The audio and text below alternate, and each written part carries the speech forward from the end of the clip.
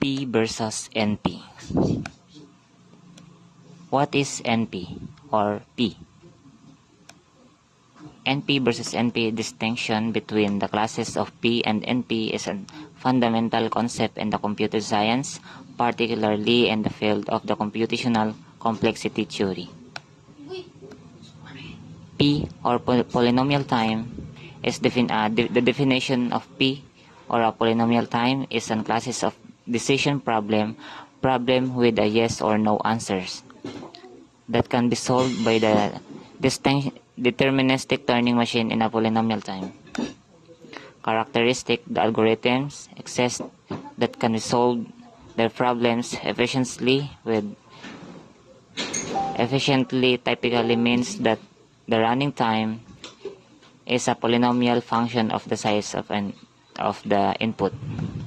Examples including problems like sorting a list, which can be done in a O, n log n, and time, and finding the greatest common divisor or GCD of the two numbers.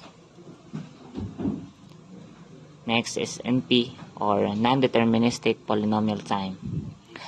NP or non-deterministic polynomial time is a class of decision problem for which a given solution can be verified as correct by the deterministic Turing machine in the polynomial time.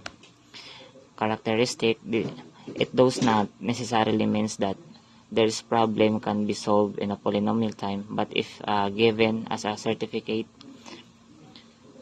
a proposed solution, you can verify its correctness in a polynomial time. Examples include problems like Boolean satisfiability problems or SAT, where given a specific assignment of variables, you can quickly check if it's testify the Boolean formula.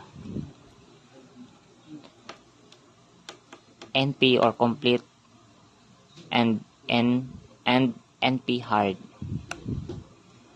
There is a problem in NP that are as hard as NP problem in NP.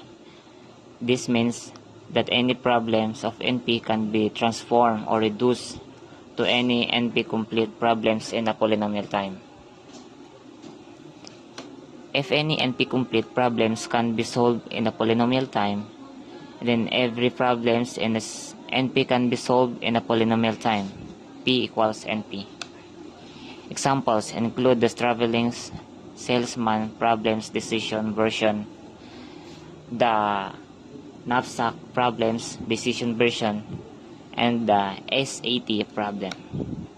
There are problems that are the least as hard as the hardest problem in NP. However, NP hard problems are not necessarily in NP because they may not have a solution that can be verified in a polynomial time. Examples include the heating problems and certain optimization of problem. Amplification of NP. If P equals NP, it would means that many currently instructable problems could be solved efficiently, revolutionizing field like cryptography, optimization, and more. If P not equal NP, it would confirm that are some problems that even though their solution can be verified quickly, cannot be solved quickly. P problems that can be solved in polynomial time. NP problem for which our solution can be verified in a polynomial time. NP complete, the hardest problem in NP to which any NP problem can be reduced. And last is NP hard problems, at least as hard as NP complete problems, but not necessarily in NP. And that's all.